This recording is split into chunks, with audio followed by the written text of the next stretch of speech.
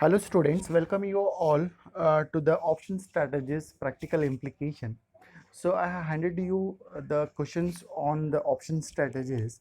So we'll discuss one after the other here. So let's take today the question 1 about option strategies and try to understand. So question 1 goes like this. Here is an investor who is bullish on the ABC Limited stock. He buys ABC Limited at current market price of 4,000 rupees. And to protect against the fall in the prices, because he is an investor, he has purchased a share for 4,000 and he has a fear that the prices may fall in the future. So to protect the downside drop in the price, so what he has done is he has taken a long on a put option, so that when the price drops, whatever the loss that he makes on an equity, it can be compensated by long on a put option. So for the strike price, what he have been done is he has taken at 3,900, which is approximately nearer to the current market price, and for which he has paid a premium of 143.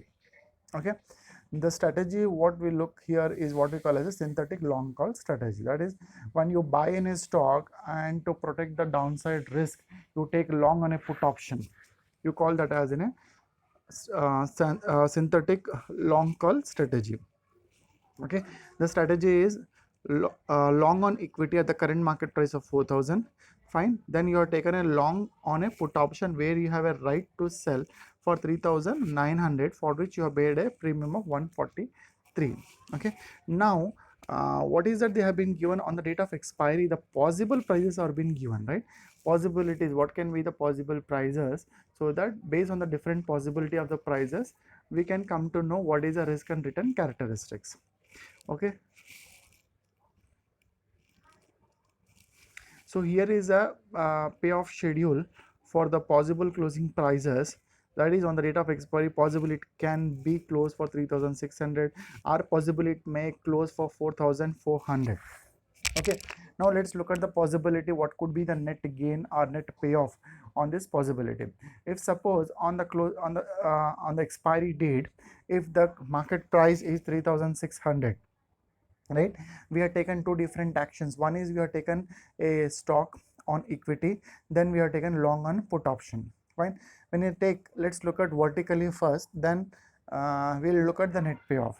The difference is the table column 2 and column 3 difference is the net payoff here. So first we'll look at here column 1. How do we got, right? So we have taken a long on equity, we have taken a long on equity of 4,000 rupees, right? So correct, if the market price is 3,600, you are making a loss here, right? There is a loss of 400, because if you go back and sell in the market, you have to sell for 3,600, so you will be making a loss of 400. So that is 400 is a loss.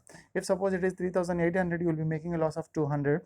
If it is 4,000, you bought for 4,000 and the current market price is 4,000, so there is no loss on gain, that is a 0. If it is 4,143, you are making a gain of 143, right? If the market price is 4,200, you will be making a gain of 200. If it is 4,400, you will be making a gain of 400. This is about the payoff from one of the action what you have been taken is long on equity.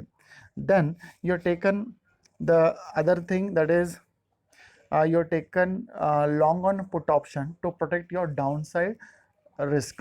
Fine, if the stock price moves downward, you might have been made a loss. Suppose if it is 3,600, you have made a loss of 400 rupees. So to protect this loss, you are entered in the long on a put option, and long on a put option will give you a gain here. It will compensate your losses, not to the fullest extent, to maximum you can compensate with the minimum risk. Fine, if you say you are taking a long on a put option for a strike price of 3,900, where you have right to sell for 3,900. Suppose the market price is 3,600, you have right to sell for 3,900, right? So even though the market price is 3,600, you will be selling for 3,900, so you will be making a gain of 300 there, right? So rather going and selling in the market, if you sell, you have to sell for 3,600, so you will be selling to a put seller for 3,900, so you are making a gain of 300. Since you already paid a premium of 143, so your payoff would be the 157 rupees, right?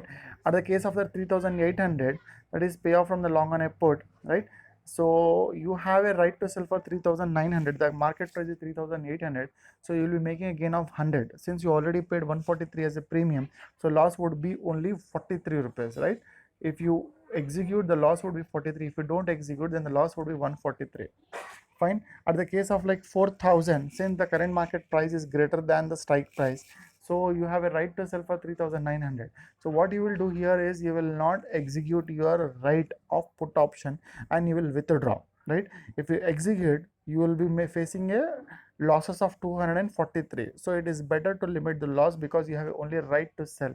Even you withdraw, you will be losing only the premium what you have been paid. So at the 4,000 you will withdraw and you will limit your losses to 143.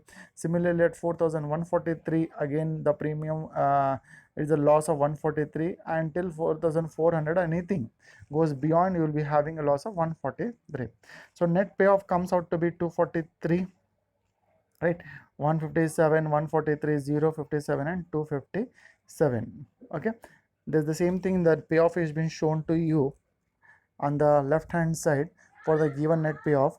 Parallelly, the standard synthetic long call payoff is just showing you the left hand side, right?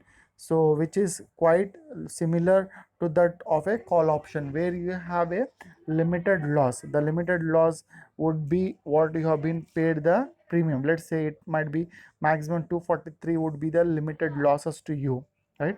So even though any changes in the prices, it would be maximum loss would be 243 and the gain will be increasing, right? Which has been shown on the right hand side. This is standard graph. Fine. So we'll stop here. We'll end about the strategy 1.